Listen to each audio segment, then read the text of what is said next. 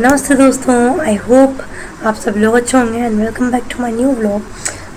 आपको पता है कि आजकल के टाइम पे फ्रॉम फ्यू डेज़ एक दो चीज़ें बहुत वायरल चल रही है। लाइक एक बंदे का नाम बहुत वायरल चल रहा है एंड आई एम श्योर आप सब लोगों को पता होगा। उनके मीम रील कहीं ना कहीं आप लोगों ने कुछ ना कुछ उनका देखा होगा, आइदर इंस्टा और on YouTube. So yes, I am talking about समय रैना, जो उनका अभी स्टैंड अप हुआ था रिसेंटली। इसका नाम था स्टिल अलाइव। वो मैंने देखा था लाइक परसों। एंड ऑनेस्टली मैं आपको बताऊं कि ये सिर्फ कॉमेडी शो नहीं था, इसमें कुछ लेसन्स थे जो मैंने सीखे and I want to share those with you. So मैंने कैमरा से पकड़ा हुआ है। आज मेरा वो जो ट्राइपॉड था वो पता नहीं कहाँ रखा ही मैं गया, मैं भी घर पर ही हूँ। सो प्लीज़ आप लोग सुनो, आपको बहुत इंटरेस्टिंग लगेगा। तीन चीज़ें मैंने सीखी जो बहुत इंपॉर्टेंट थी स्टिल लाइव से एंड आई जस्ट फेल्ट कि मुझे शेयर करना चाहिए। एंड जब ऐसा कुछ मार्केट में नहीं होता है तो I use to do that. मुझे अच्छा लगता है and I love to share because vlog is unfiltered Divya.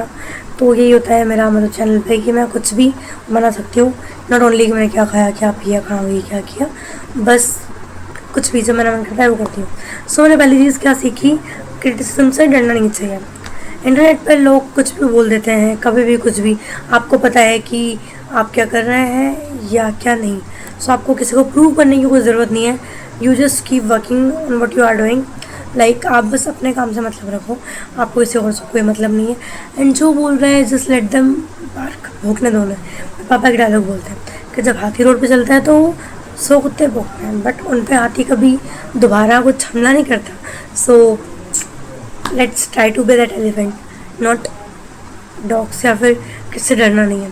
Second चीज़ जो मैंने सीखी जो कि है अपनी जर्नी को एक्सेप्ट करना। लाइक आप कहाँ से आ रहे हो, आपकी लाइफ कैसी थी, आपने क्या क्या किया। पता है हर क्रिएटर की लाइफ में ना एक प्रॉब्लम, मतलब हर क्रिएटर की लाइफ में ना एक जर्नी होती है, जहाँ से वो आते हैं, जहाँ से वो उठते हैं। किसी ने बहुत मेहनत की होती है। कुछ लोग लाइक 1 साल में वहाँ पहुँच जाएंगे जहाँ पहले क्रिकेटर 10 साल में पहुँचे होंगे। हम लोग जैसे अगर हम बात करें, लेट सपोज हमारे पेरेंट्स ने बहुत सफ़र किया है हर चीज़ में, लेकिन हम लोगों ने तो सफ़र नहीं किया है। That did more than us. उनके अकॉर्डिंग हम लोगों ने ज़ीरो एफर्ट्स किए। अब मान लो अगर हमारे आने वाली जनरेशन आएगी तो वो लोग हमसे बहुत कम एफर्ट्स डालेंगे लाइफ में। हम लोग सेविंग करके रखेंगे, सब कुछ करके रखेंगे। हम लोगों ने एटलीस्ट थोड़ा स्ट्रगल देखा है, वो लोग बिल्कुल भी नहीं देखेंगे।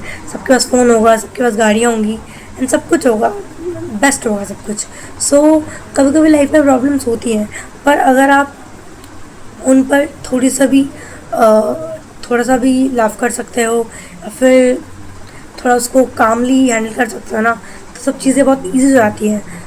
जस्ट आप लोगों को प्रॉब्लम को फेस करना चाहिए और अपनी जर्नी को एक्सेप्ट करो। जहाँ से आए हो, जैसे आए हो, you are that person. Like इससे डरने की ज़रूरत नहीं है यार मैं तो गरीब हूँ, मैं अमीर हूँ, मैं काला हूँ, मैं गोरा हूँ। No, accept who you are. या फिर लाइफ में कहाँ से आए हो। कुछ लोग ऐसे होंगे, लेट सपोज जो 12th से बिजनेस में चले गए होंगे, बहुत टॉप क्लास है, या फिर सॉफ्टवेयर इंजीनियर, बहुत सारी चीज़ें कर रहे होंगे। कुछ लोग बीटेक से आए होंगे, कुछ लोग IIT NIT वाले होंगे, तो कुछ लोग करते हैं पार्शलिटी, बट आजकल नहीं होती है। Accept who you are. आपको बताने में शर्म नहीं आनी चाहिए कि आप कहाँ से हो, एंड जर्नी को बताने में आपको बुरा नहीं लगना चाहिए कि कहाँ से हो, पेरेंट्स क्या करते हैं। It's okay, it's a life journey, ठीक है। जो तीसरी चीज़ मैंने सीखी वो मेरे से सब सिचुएशन को हैंडल करना। मुझे उनके वो स्टिल लाइव एक कुछ चीज़ याद है, जब वो बोलते हैं कि मेरे पापा तो my father was sending meme, जब मम्मी से मैं से रोते हुए बात कर रहा था, तो पापा ने बोला मैं तब नहीं रोया जब मेरा कश्मीर में घर चला गया, बिकॉज इंसान का होना ज़रूरी है, बाकी चीज़ तो हम खुद कमा सकते हैं। पापा भी मुझे ये बोलते हैं कि बेटा इंसान का होना ज़रूरी है। ये ज़रूरी नहीं है कि तुम कितने पैसे हमारे पास हैं, तुम क्या कर रहे हो। तुम हो तो जहान है, तुम हो तो सब है, तुम नहीं हो तो कुछ भी नहीं है। पैसों का क्या करोगे अगर तुम ही नहीं हो तो। मुझे लगता है कि लिव इन प्रेजेंट, फ्यूचर और पास की चीज़ छोड़ो। पास में सोच के अगर प्रेजेंट नहीं जी रहे हो तो फ्यूचर भी ख़राब होगा ही। पास को भूल के प्रेजेंट जी रहे हो तो फ्यूचर विल बी गुड।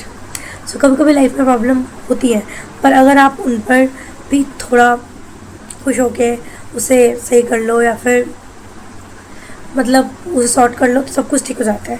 इसलिए मुझे पर्सनली लगा कि स्टिल लाइव सिर्फ कॉमेडी नहीं थी, बिल्कुल एक रिमाइंडर था सबकी लाइफ में कि यार जगो, कुछ नहीं है, यू जस्ट कीप गोइंग, कुछ ख़राब नहीं हुआ है, सब कुछ ठीक है। एंड सब सारी चीज़ें, सारी प्रॉब्लम पैसों से सॉल्व नहीं होती है। अगर आपने उनकी वीडियो देखी होगी तो उसमें 8 करोड़ वाला कुछ सीन है, मैं बताऊंगी नहीं, मैंने, अगर आप देखोगे ऐसे तो जाके उनका वीडियो देखो। आई एम नॉट प्रमोटिंग इस वीडियो, बट भाई दैट वाज रॉन्ग। ऐसा था कि मैंने 1.5 घंटे बैठ के कॉमेडी देखी है, मैंने वो कभी नहीं देखती। सो आई तो just love it. So thank you so much Sameran. I know you are not watching my video, of course नहीं देखोगे, बट अगर देख रहे हो आप तक पहुँच जाएगी, तो honestly I am saying thank you so much. बहुत अच्छा लगा and you shared a lot. आपने बहुत ओपनली सब कुछ बोला। आई डोंट थिंक किसी ने भी इतना ओपनली सब कुछ बोला होगा। अपने हंसाते सर रुला दिया, हंसाते हुए आपने रुला दिया। कुछ भी कर सकते हो, you just kill the thing. And सब कुछ आपने बहुत इजीली रखा। इमोशनल भी थे, कहीं इमोशनल थे, बट फिर भी आप हंसने लगे थे।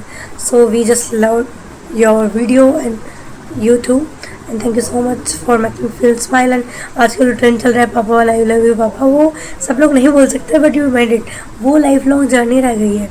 So that's it, thank you so much. मैं एक बात बोलूँगी, अगर आपने अभी तक स्टिल लाइव नहीं देखा है, प्लीज़ आके उनके चैनल पर देखो, आपको मज़ा आएगा।